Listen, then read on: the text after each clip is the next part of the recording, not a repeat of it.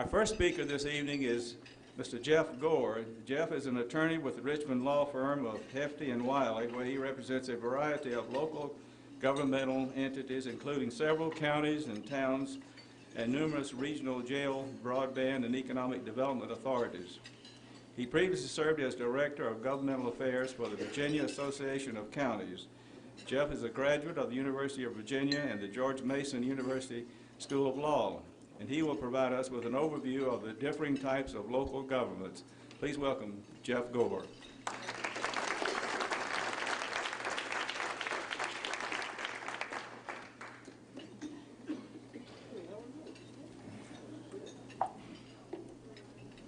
Thank you. Good evening.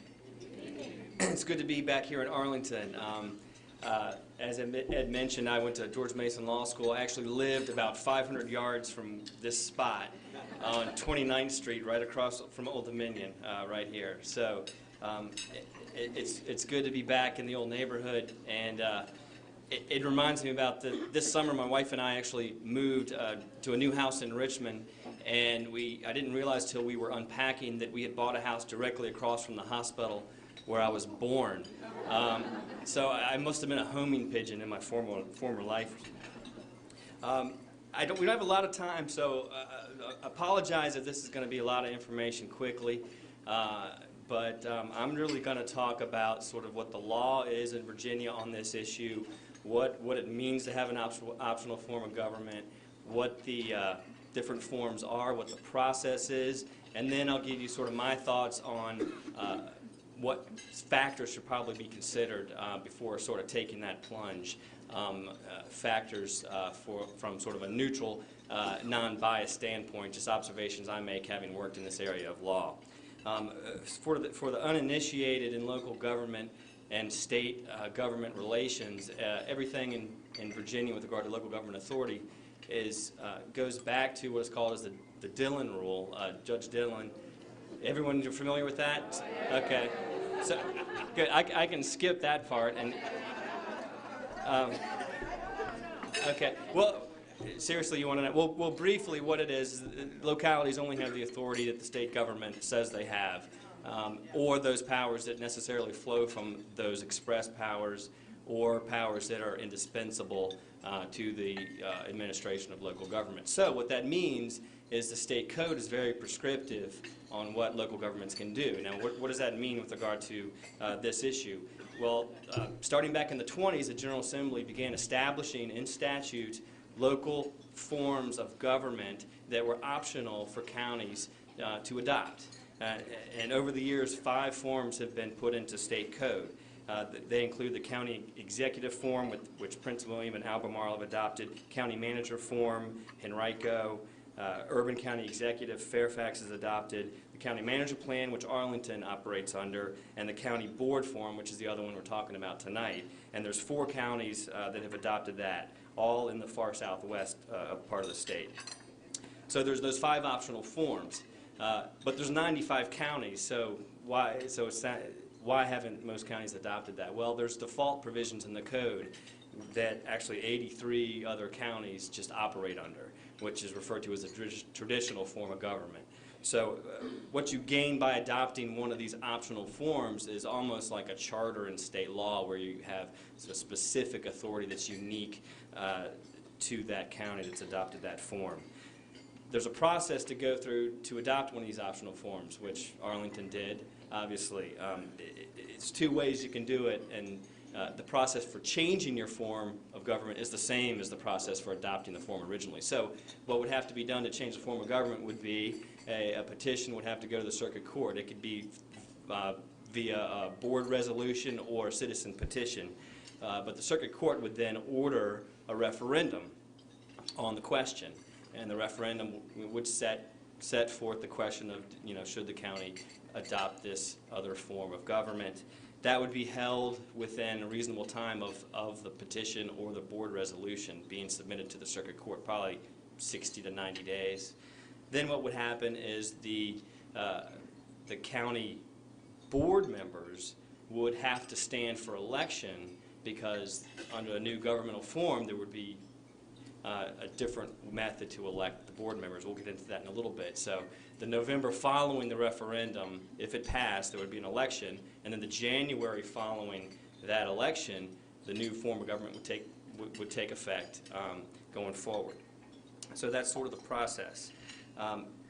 What I'd like to talk about now is just sort of some practical considerations that I think the citizens, the board, all the stakeholders really need to be aware of if you're going to go down this path or even consider going down this path of changing your form of government.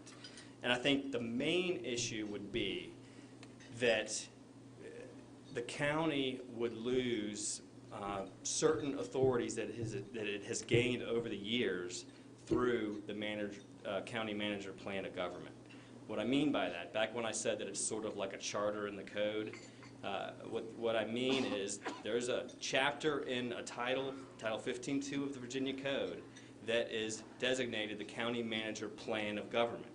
Now, it just so happens that Arlington's the only county that has adopted that plan. You have to have a certain population density, which I believe it's 500 per square mile, which now I think most Northern Virginia counties would meet that, but Arlington's the only one that's done it.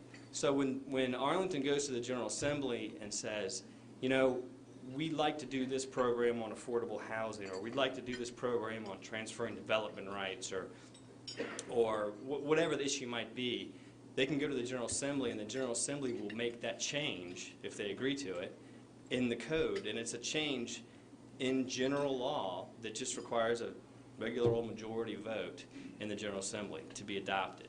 And so over the years, the county's had some very good lobbyists, including Pat Carroll, who's here tonight. Some very effective lobbyists. Yeah, Pat. And so as a result of that, this county manager plan of government has almost been custom tailored to the way the county has evolved and the way you operate your government. So the point here is that if you change to a different form of government, those provisions that authorize the county to do certain things now aren't going to be there. And some things will be there. I mean, in the sort of the default provisions of the code, the traditional form of government, those provisions are there for every county.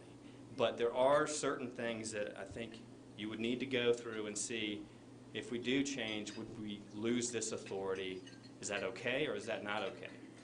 Some examples that I've seen just sort of looking through the Virginia Code. The county here has a Civil Service Commission. That's unique to the county manager plan, I believe. Arlington has a specific type of human rights commission that deals with abuses of human rights and discrimination. Other localities have a form of it, but Arlington's is sort of uniquely tailored. That would probably be lost. The authority to, some of them are really serious issues, some of them not so much, or it depends on your point of view, but the authority to regulate exterior illumination is one example. The county has very broad authority in this area that other counties don't have. Election districts, that was mentioned in the intro. If you switch to a county board or most of the other county forms, you have to have election by district. So that's an issue that would have to be addressed. I mentioned affordable housing. The county manager plan of government has sort of unique provisions on how to deal with affordable housing, affordable dwelling unit ordinances, authority to do that, authority to make grants to employees, county employees for housing, constitutional officers, other forms of government, get rid of the treasurer and the commissioner of revenue. County board form does not, but some of the other ones do. So that's just a few things, but I'm sure there are more issues that would have to be looked at when you go down that path of looking at changing the form of government. Now, just briefly want to touch on specifically the county manager plan, which Arlington is now, versus the county board plan, or the county board form of government, which has been discussed. Most of that list I just went through, those things are generally not in the county board option. Other than those things, I think the biggest difference, and maybe why we're here tonight, has to do with the authority of